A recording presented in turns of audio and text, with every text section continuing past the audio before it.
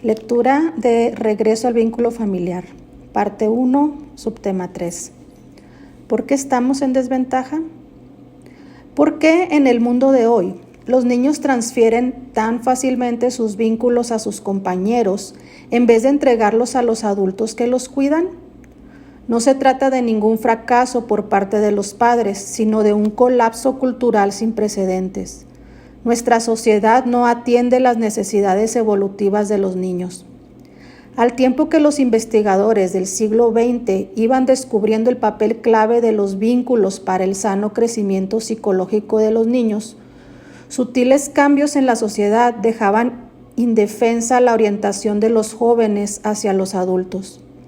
Las fuerzas económicas y las tendencias culturales predominantes en los últimos decenios han desmantelado el contexto social en el cual se desarrollan naturalmente tanto los instintos de los padres como los impulsos de vinculación de los hijos.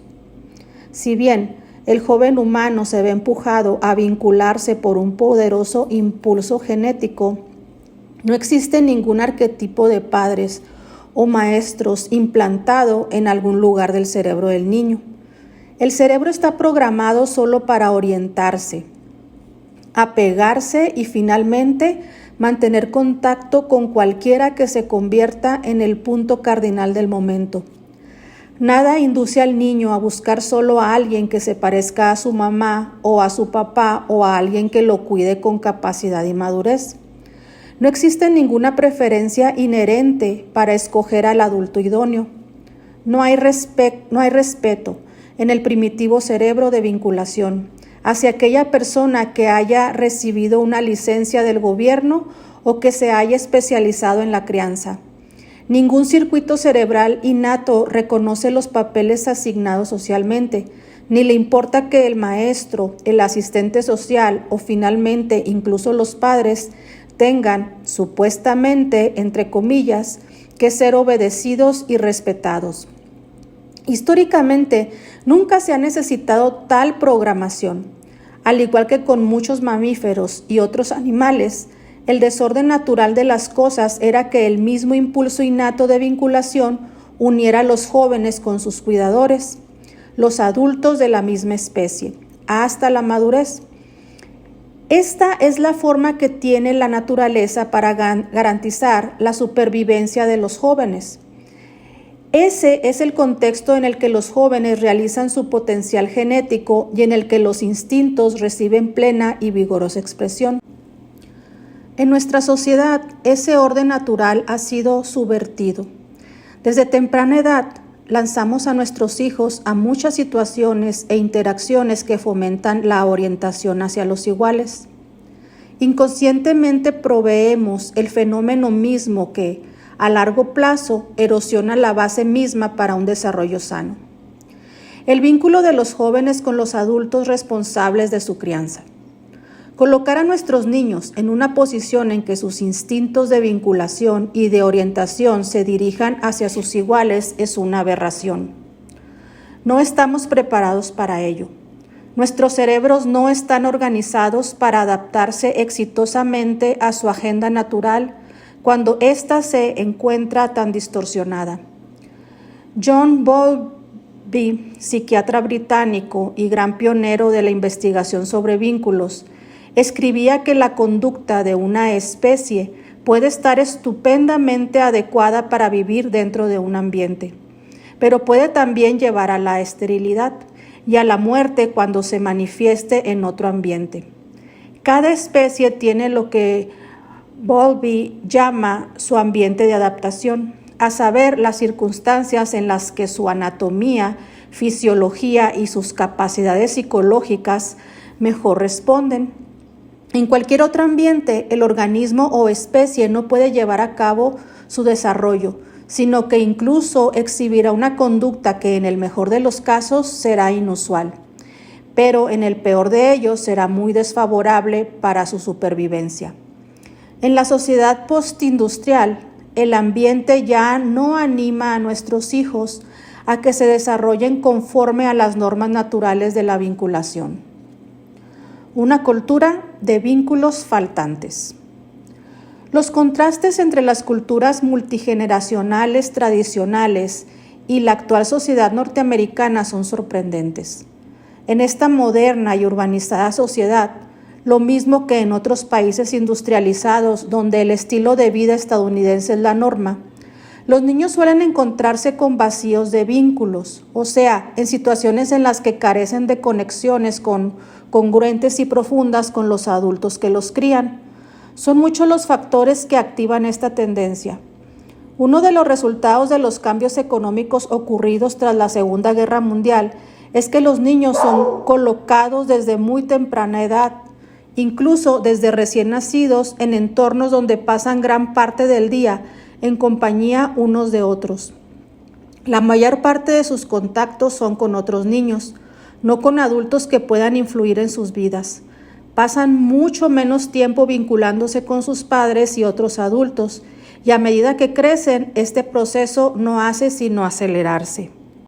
La sociedad presiona para que padre y madre trabajen fuera de casa, incluso cuando los niños aún son muy pequeños, y a cambio la sociedad no aporta prácticamente nada que satisfaga las necesidades de alimento emocional de los niños. Por sorprendente que parezca, a los educadores, maestros y psicólogos, para no hablar de médicos y psiquiatras, rara vez se les enseña sobre los vínculos. En nuestras instituciones de cuidado infantil y de educación no existe conciencia colectiva respecto a la importancia primordial de las relaciones de vinculación. Aunque muchos cuidadores y maestros captan intuitivamente la necesidad de formar una conexión con los niños, no es raro que tales personas tengan dificultades con un sistema que no apoya esta manera de ver la situación. Como en nuestra sociedad el cuidado de los niños está subvaluado, no hay suficiente dinero para las instituciones. Es decir, que alguien que no sea pariente cumpla plenamente las necesidades de vinculación y de orientación del niño, especialmente si tiene que cuidar a varios otros niños y bebés. Si bien muchas guarderías funcionan bien y están provistas de personal dedicado, entre paréntesis, pero mal pagado, los estándares están lejos de ser uniformemente satisfactorios. Por ejemplo, el estado de Nueva York exige que bajo el cuidado de una persona no haya más de 7 bebés, una proporción desesperadamente inmanejable. La importancia de las conexiones con los adultos no es apreciada. En tales situaciones, a los niños no les queda más opción que formar vínculos entre ellos. Lo que perjudica no es el hecho de que ambos padres trabajen. El quid del problema está en la falta de consideración que concedemos a los vínculos respecto a la escuela maternal. No existe costumbre cultural en la sociedad en general que convierta en asunto de primordial importancia para los cuidadores de maternal y para las maestras de preescolar formar conexiones con los padres y luego, mediante un trato amistoso, cultivar los vínculos con el niño. Tanto los padres como los profesionales son dejados a su intuición, o más bien a la falta de la misma. Por carencia de conciencia colectiva, la mayoría de los adultos simplemente siguen la práctica corriente, que no ha sido diseñada teniendo en mente los vínculos. Una costumbre que era seguida en muchos lugares, el que los maestros de jardín de infancia y de preescolar visitaran los hogares de sus futuros alumnos, ha desaparecido en su mayoría, salvo quizá en escuelas privadas con abundantes medios económicos. A la hora de cortar gastos, nadie pudo explicar adecuadamente la función vital que esa costumbre desempeñaba. La economía es mucho más fácil de entender que los vínculos. El meollo del problema no estriba en el cambio social por sí, sino en la falta de compensaciones frente a ese cambio. Si vamos a compartir con otros la tarea de criar a nuestros hijos, necesitamos construir el contexto para que esto se dé, creando la que llamo una villa de vínculos, un conjunto de relaciones cariñosas de los adultos que sustituyan el contexto que hemos perdido. Hay muchas formas de hacerlo, como lo mostraré en el capítulo 18. Luego de la escuela maternal y el jardín de niños, nuestros niños entran en la escuela. Ahora la mayor parte del día la pasarán en compañía de sus amigos, en un ambiente donde los adultos tienen cada vez menos primacía. Si existe una intención deliberada de crear la orientación hacia los iguales, las escuelas, tal como actualmente se manejan, son nuestro mejor instrumento. Los niños asignados a grandes aulas con maestros sobrecargados de trabajo no pueden sino formar conexiones entre ellos. El reglamento tiende a mantenerlos fuera del aula antes de que las clases comiencen, con lo que se logra que se las arreglen entre ellos sin mucho contacto con los adultos. Los recesos y el recreo los pasan en compañía unos de otros. El entrenamiento de los maestros no incluye la importancia de la vinculación.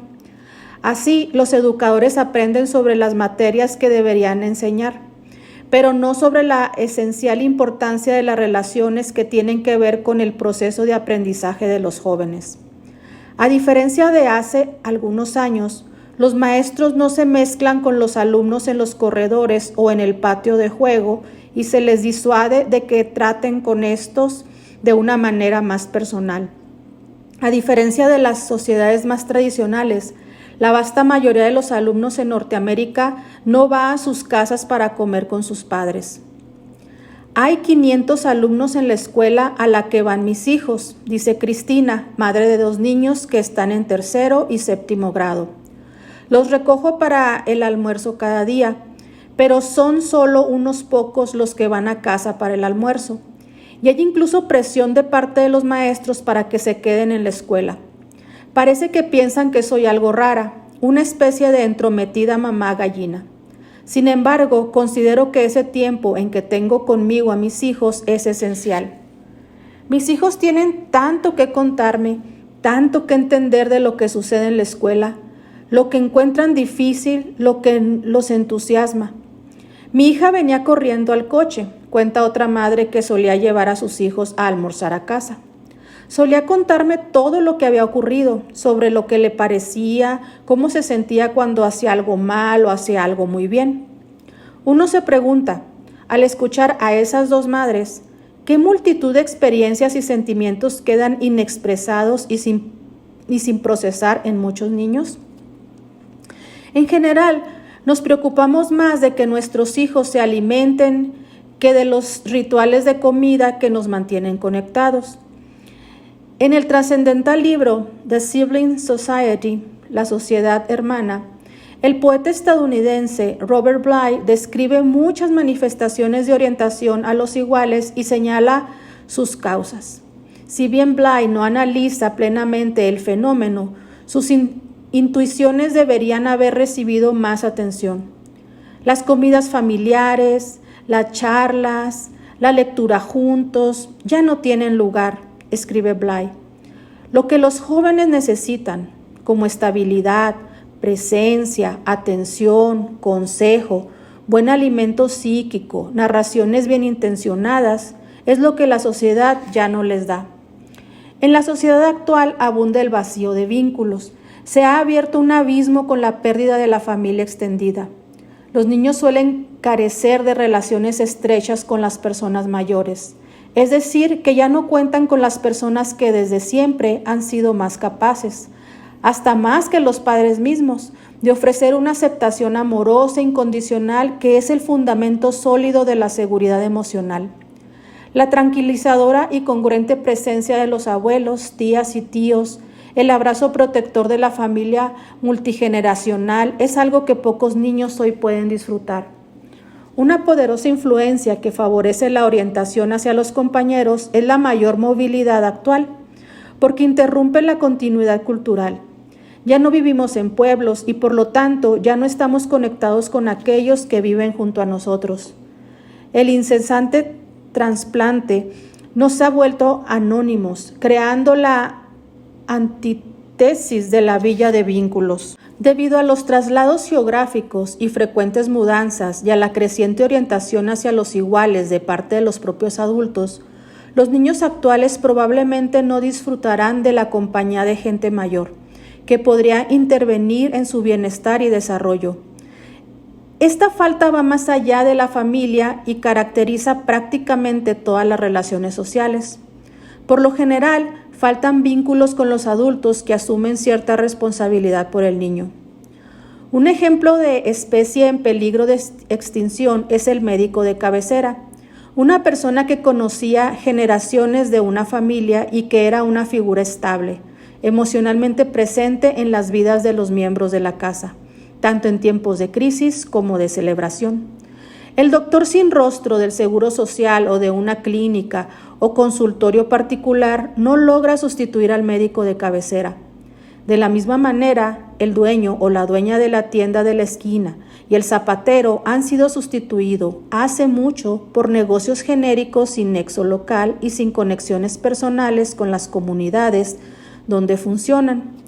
Los cariñosos personajes de la serie televisiva Plaza Sésamo son ahora solo una benigna ficción. Estos son asuntos que no se circunscriben a lo económico, sino que van al corazón mismo de lo que es la villa de vínculos. ¿Dónde están los abuelos, los tíos sustitutos que suplían a la familia, tanto nuclear como extendida en el pasado? ¿Dónde estaría la red de seguridad de los vínculos de los adultos si los padres llegasen a faltar? ¿Dónde están los mentores que guían a nuestros adolescentes?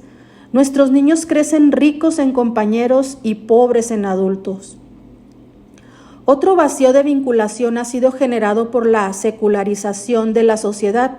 Independientemente de la religión, la comunidad de la iglesia, el templo, la mezquita o la sinagoga funcionaban como un importante grupo de apoyo para los padres y una villa de vínculos para los niños. La secularización ha significado algo más que la simple pérdida de la fe o la erradicación espiritual. Ha traído también consigo la pérdida de esa comunidad de vínculos. Más allá de esto, el trato con los iguales se ha convertido en una prioridad para muchas iglesias. Por ejemplo, muchas de ellas dividen a la familia en cuanto pisa el umbral, agrupando a los miembros más por edad que por familia. Hay grupos para adolescentes, maternales, iglesias de jóvenes y hasta clases para mayores. A quienes no se percatan de la importancia de los vínculos y de los peligros que plantea la orientación a los compañeros, les parece evidente de por sí que cada uno vaya con los de su edad. Las grandes organizaciones religiosas se han dedicado a tratar solo con los jóvenes o con los jóvenes adultos, promoviendo inadvertidamente la pérdida de las conexiones multigeneracionales. Nexos familiares rotos. Se dice que el núcleo familiar es la unidad básica de la sociedad, una unidad que en sí misma está bajo extrema presión. Los índices de los divorcios se han disparado. El divorcio supone un doble mal para los niños porque crea vínculos rivales, así como vacíos de vínculos. Los niños quieren que todos los vínculos que les funcionan queden bajo un mismo techo. El que los padres estén juntos les permite satisfacer su deseo de cercanía y de contacto con ambos simultáneamente. Además, muchos niños están apegados a sus padres como pareja resaltado. Cuando los padres se divorcian, les resulta imposible estar cerca de ambos a la vez, al menos físicamente. Los niños más maduros que han logrado desarrollar más completamente los vínculos con sus padres están mejor equipados para mantenerse cerca de ambos. Pero muchos niños, incluso los de más edad, no consiguen manejar esto. Los padres que compiten entre sí o que tratan al otro progenitor como una persona no grata, colocan al niño, o más precisamente al cerebro de vinculación del niño, en una situación imposible para estar cerca de uno de sus padres. El niño tiene que separarse del otro tanto física como psicológicamente. El problema de la competencia entre los vínculos puede exacerbarse cuando los padres tienen otra pareja. De nuevo, los niños instintivamente evitarán el contacto con el padrastro o la madrastra para mantener su cercanía con el progenitor natural. El reto, tanto para los padres biológicos como para el padrastro o la madrastra, es facilitar un nuevo vínculo que no compita y, mejor aún, que apoye la relación existente. Solo cuando las relaciones son complementarias puede el cerebro de vinculación del niño bajar la guardia y volverse receptivo a las actitudes de acogida de ambos lados. Debido al conflicto marital que precede al divorcio, los vacíos de vínculo se pueden manifestar ya desde antes de que ocurra el divorcio. Cuando los padres pierden el recíproco apoyo emocional o están centrados en su conflicto, se vuelven menos accesibles a los hijos. Privados del contacto emocional con los adultos, los niños se vuelcan a sus compañeros. Asimismo, en circunstancias estresantes, es tentador para los padres mismos buscar algún alivio en las responsabilidades de la crianza. Una de las maneras más fáciles de hacerlo es facilitar que el hijo trate con sus compañeros. Cuando los niños están juntos, nos exigen menos a los adultos.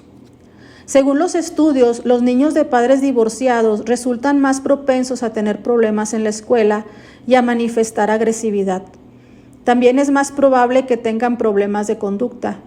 Los estudios, empero, no han podido señalar por qué ocurre así. Con la inteligencia de lo que son los vínculos, vemos que estos síntomas resultan ser la consecuencia de la pérdida de conexión emocional con sus padres y una entrega excesiva a las relaciones con los amigos.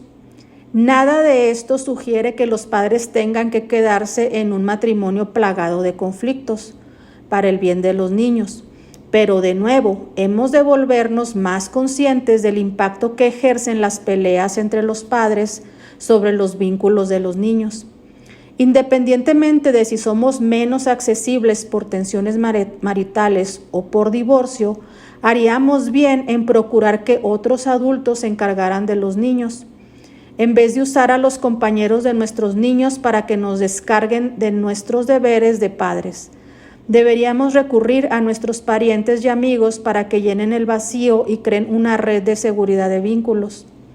Incluso las familias unidas son vulnerables a los vacíos de vínculos. Hoy a menudo se requiere que ambos padres trabajen de tiempo completo para mantener el mismo nivel de vida que un solo asalariado podía procurar hace 30 o 40 años. Las tensiones sociales y el creciente sentido de inseguridad económico, incluso en medio de un relativo bienestar económico, se combinan creando un medio donde el ejercicio pacífico del oficio de padre es cada vez más arduo. Precisamente hoy que los padres y otros adultos necesitan formar con sus hijos nexos más fuertes que nunca, disponen de menos tiempo y energía para hacerlo. Robert Bly señala que en 1935 el trabajador promedio tenía 40 horas a la semana libres, incluido el sábado. Para 1990 tenía solo 17 horas. Las 23 horas perdidas de tiempo libre a la semana desde 1935 son precisamente aquellas durante las cuales el padre podía ser un padre cuidador y la madre podía sentir que realmente tenía esposo. Los patrones de vida actuales afectan no solo los primeros años del oficio de padres, sino que también infancias enteras. Si bien muchos padres hoy son más conscientes de participar en la responsabilidad que su rol implica, el estrés de la vida moderna y la falta crónica de tiempo subvierten sus mejores intenciones. Nuestra sociedad pone más énfasis en el consumismo que en el sano desarrollo de los niños. Por razones económicas, los vínculos naturales de los niños con sus padres dejan de ser fomentados. Como médico de familia, mi coautor a menudo se ha visto en la lastimosa situación de tener que escribir cartas a los empleadores donde justificaba por motivos de salud, entre comillas, la decisión de una recién mamá de quedarse en casa unos meses para poder amamantar a su bebé. No obstante, ya se haya probado ampliamente que la lactancia es una necesidad fisiológica esencial para el bebé y que ejerce una potente función natural de vinculación en todas las especies de mamíferos, en especial en los seres humanos. Es por razones económicas que el oficio de padres no tiene hoy el respeto que debiera. El que vivamos donde vivimos y no donde está nuestro grupo de apoyo, amigos, familia extendida y comunidades de origen, ha ocurrido por razones económicas. a menudo más allá del control de los padres, como cuando empresas enteras son cerradas o transferidas a otro lugar. Es por razones económicas que construimos escuelas demasiado grandes para que pueda tener lugar la conexión y que tengamos clases demasiado numerosas para que los niños reciban atención individual. Como veremos en la parte 3, la orientación hacia los iguales exige costos inmensos a la sociedad en cuanto promueve la agresividad y la delincuencia, vuelve a los alumnos menos dispuestos a aprender y fomenta opciones de vida insalubres. Si tuviéramos que estimar la verdadera pérdida económica que representa para la sociedad la orientación a los compañeros en las áreas del sistema de justicia, educación y salud, no quedaría ni sombra de duda sobre nuestra actual miopía. Algunos países se han percatado de esto y otorgan desgravaciones fiscales y hasta apoyo directo para que los padres, antes de regresar al trabajo, se queden en casa más tiempo luego del nacimiento o adopción de niños. Cambio rápido, la tecnología desbordante. Más que otra cosa, hemos perdido las costumbres y tradiciones culturales que reúnen a las familias extendidas, vinculando a adultos y niños en relaciones de crianza y dando a los adultos, amigos de los padres, un lugar en las vidas de sus hijos. Es papel de la cultura cultivar conexiones entre dependientes y sostenedores e impedir que ocurran vacíos de vínculos. Entre todas las numerosas razones por las que la cultura nos falla, dos merecen mencionarse. La primera es el vertiginoso cambio de las sociedades industriales en el siglo XX y XXI. Se requiere tiempo para establecer costumbres y tradiciones que sirvan a desarrollar los vínculos, y se requieren siglos para crear una cultura idónea para un ambiente social y geográfico determinado. Ahora bien, nuestra sociedad ha cambiado mucho, con demasiada celeridad, para que la cultura pueda desarrollarse al mismo ritmo. El psicoanalista Erik Erikson dedicó un capítulo del libro que le valió el premio Pulitzer, Childhood and Society, a sus reflexiones sobre la identidad estadounidense. Este país dinámico, escribía, somete a sus habitantes a más extremos contrastes y cambios en el tiempo de una generación que cuando ocurre normalmente en otras grandes naciones. Esas tendencias no han hecho sino acelerarse desde que Erikson escribió esa observación en 1950. Tienen ahora lugar más cambios en un solo decenio que antes en un siglo. Cuando las circunstancias cambian más rápidamente de lo que nuestra cultura alcanza a asimilarlas, las costumbres y tradiciones se desintegran. No ha de sorprender que la cultura de hoy fracase en su función tradicional de sustentar los vínculos adultos-niños. Parte de este cambio tan rápido se debe a la transmisión electrónica de la cultura. Esta ha permitido que una cultura comercialmente empacada y congeniada entrara directamente en nuestros hogares y en las mentes de nuestros niños. La cultura instantánea ha sustituido lo que antes llegaba a través de la costumbre y la tradición, pasando de una generación a otra. Casi cada día me encuentro luchando contra la cultura a la que están expuestos mis hijos, expresaba un frustrado padre entrevistado para este libro. No solo el contenido suele ser ajeno a la cultura de los padres, sino que el proceso de transmisión ha sacado del ciclo a los abuelos y los ha dejado fuera de contacto con la realidad. Los juegos también se han vuelto electrónicos. Siempre han sido un instrumento de cultura que ha conectado a la gente entre sí, en especial a los niños con los adultos. Ahora los juegos se han convertido en actividad solitaria, que se mira en las emisiones deportivas de la televisión o se practica en aislamiento frente al ordenador. El cambio más significativo de los últimos tiempos ha sido el desarrollo tecnológico de la comunicación. Primero el teléfono y luego el Internet, a través del correo electrónico y la mensajería instantánea. Estamos enamorados de la tecnología de las comunicaciones, sin percatarnos de que una de sus funciones primarias es facilitar los vínculos. Sin darnos cuenta, la hemos puesto en las manos de los niños, quienes la usan, desde luego para conectarse entre sí. Dadas las fuertes necesidades de vinculación que tienen, el contacto con sus compañeros es en alto grado adictivo y a menudo se convierte en insistente obsesión. Nuestra cultura no ha logrado que las costumbres y tradiciones evolucionen y consigan detener ese desarrollo. La maravillosa nueva tecnología sería un poderoso instrumento positivo si se usara para facilitar las conexiones niños-adultos, como ocurre cuando, por ejemplo, facilita la comunicación entre los alumnos que viven fuera de su casa y sus padres. Si no se le pone alto, la tecnología promoverá cada vez más la orientación hacia los compañeros. ¿Cómo funciona una cultura de vínculos? La deficiencia de la cultura norteamericana se destaca cuando observamos alguna sociedad donde todavía se respetan los vínculos tradicionales. Tuve oportunidad de presenciarlo cuando, junto con mi esposa Joy y nuestros hijos, pasamos un tiempo, no hace mucho, en el pueblo de Rocknes, en la región de Provenza, en Francia. La Provenza de inmediato nos trae imágenes de una cultura atemporal. El soleado clima, las uvas, el encanto de un mundo tradicional y la comida suscitan sentimientos de nostalgia. Pero también es instructivo contemplar la sociedad provenzal desde otro punto de vista, lo que nos podría enseñar sobre vínculos. Como veremos en el capítulo final, incluso en el divertidísimo entorno de la Norteamérica postindustrial, no estaría tan difícil aplicar alguna de las lecciones que nos brinda la Provenza, al tiempo que recrearíamos nuestra propia villa de vínculos, como me gusta llamarla. La primera vez que llegamos allá, esperaba obviamente encontrar una cultura diferente. Pero teniendo en mente los vínculos, se me hizo obvio que se trataba de mucho más que de una simple diferencia.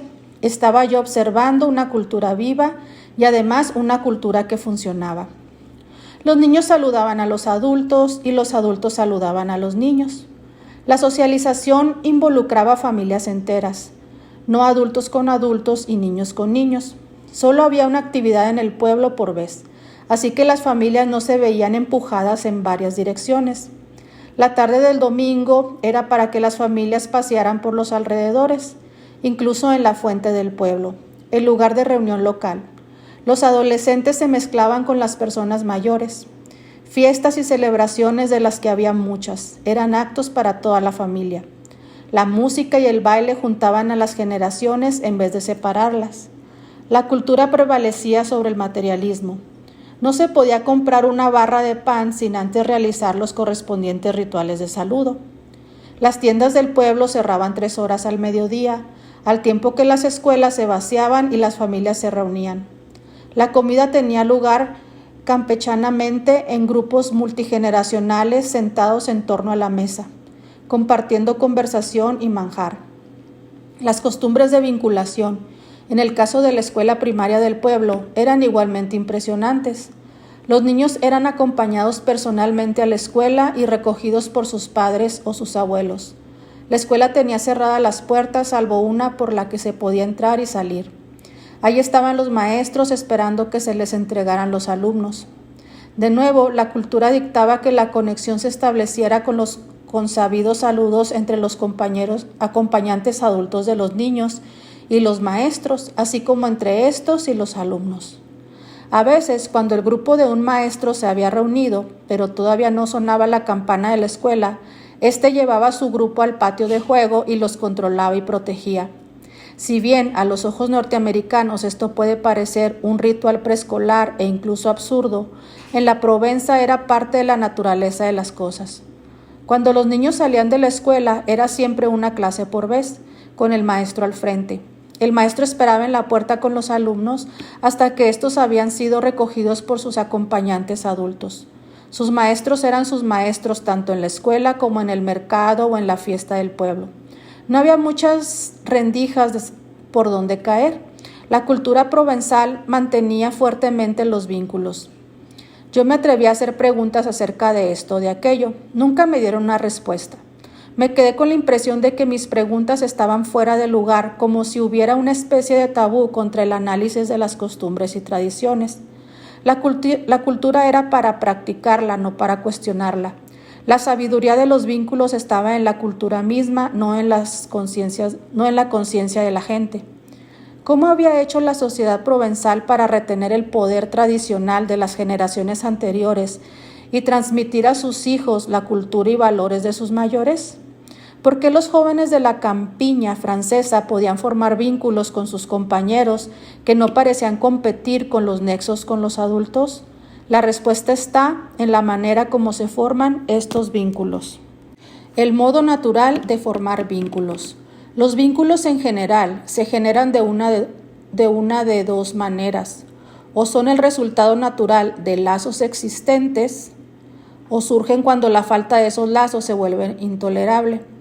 El primero de estos es evidente ya en la infancia. Para los primeros 6 meses de edad, la mayoría de los niños muestran resistencia al contacto y a la intimidad con aquellos con los que no tienen vínculos. Superar esto requiere cierto tipo de trato entre el niño y el extraño, entre comillas. Por ejemplo, si la madre mantiene durante un periodo contactos amistosos con el extraño, cuidando de no forzar a su hijo al contacto, sino simplemente dejando que el bebé observe, la resistencia de ordinario se ablandará y el bebé se volverá receptivo a las conexiones con el recién llegado. Tiene que haber una introducción amistosa, una bendición, entre comillas, por así decir. Una vez que los instintos de vinculación del bebé se han activado y ha disfrutado de un tiempo de proximidad, el niño de ordinario se moverá hacia el contacto con esa nueva persona y dejará que ésta cuide de él. El adulto, antes extraño, un amigo de la familia, por ejemplo, o una niñera, se habrá granjeado el permiso, entre comillas, del niño para convertirse en su cuidador. Es un instinto ingenioso. Cuando un nuevo vínculo nace de entre las relaciones existentes del niño, hay mucha menos probabilidad de que se convierta en una fuerza en competencia. La vinculación con los padres muy probablemente se respetará. Los padres se mantienen como los puntos cardinales definitivos y la relación con ellos continuará teniendo el primer lugar. Los contactos con los hermanos, con los abuelos, con la familia extendida y los amigos de la familia no apartarán normalmente al niño de sus padres, aunque el pequeño trate con sus amigos. La capacidad de los vínculos para generar nuevas relaciones permite la creación de lo que he llamado una villa de vínculos, originada en lo esencial por los padres. Los vínculos propios de los padres, en fin de cuentas, se convierten en los del niño y proporcionan un contexto dentro del cual es posible criarlo apropiadamente. Por esto, los vínculos con los iguales entre los niños de Rocknes no parecían competir con los vínculos con sus padres, y también era la razón por la que los niños provenzales aceptaban ser cuidados por casi cualquier adulto del pueblo.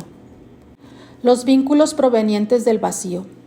En la sociedad estadounidense, lo mismo que en otras sociedades que funcionan según el modelo americano, la mayoría de los vínculos con los compañeros no surgen naturalmente.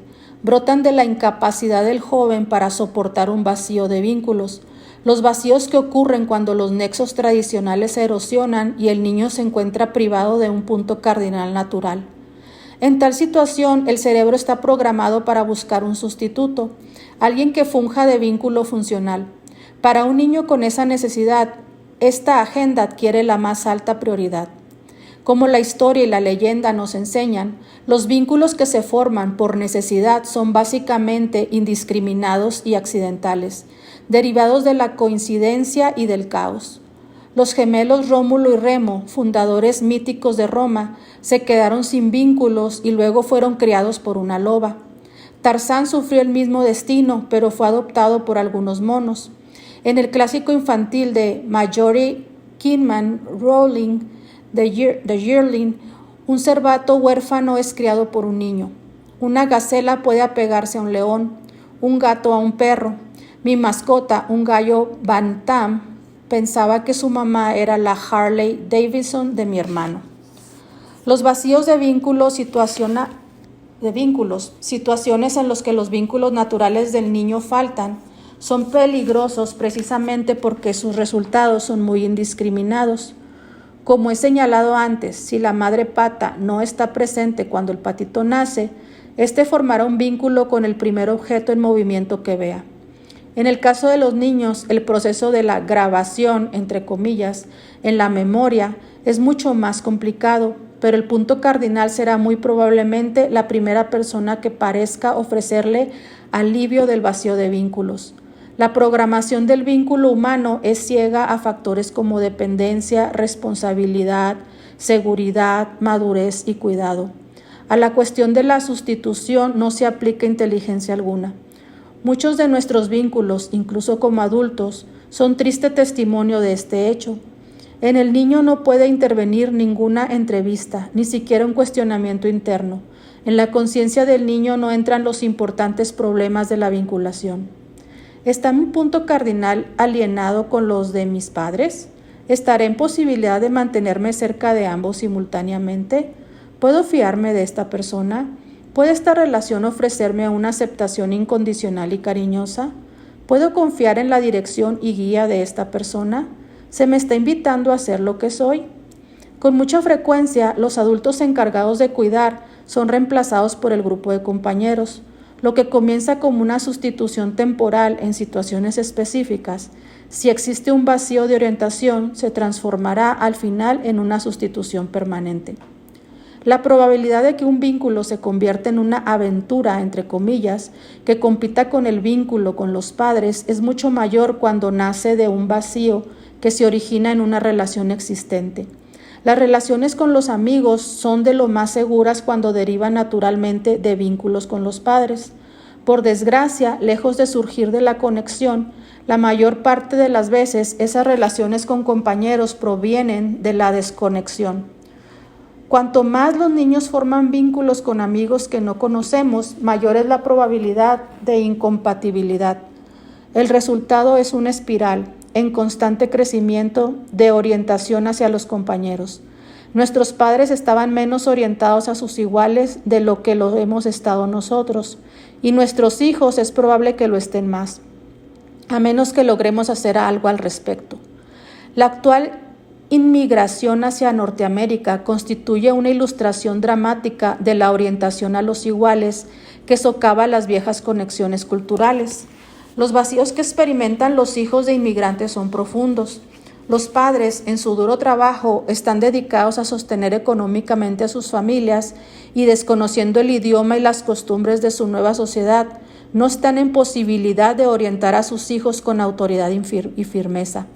Los compañeros son a menudo las únicas personas que están al alcance de esos niños. Lanzadas a una cultura de orientación a los compañeros, las familias inmigrantes corren el riesgo de desintegrarse pronto. El abismo entre el niño y sus padres podría abrirse más hasta el punto de volverse irreparable. Los padres de estos niños pierden su dignidad, su poder y su liderazgo. Los compañeros a la larga sustituyen a los padres, al tiempo que las pandillas, cada vez más, reemplazan a las familias enteras. De nuevo, el problema no es la inmigración o la necesaria reubicación de la gente desplazada por la guerra o la pobreza. Las culturas tradicionales sucumben cuando son trasplantadas a la sociedad norteamericana en la que priman los iguales. Les fallamos a nuestros inmigrantes por nuestro propio fracaso como sociedad respecto a la relación niños-padres. En algunas partes del país todavía se ven familias, con frecuencia de Asia, que se reúnen en grupos multigeneracionales y hacen salidas juntos.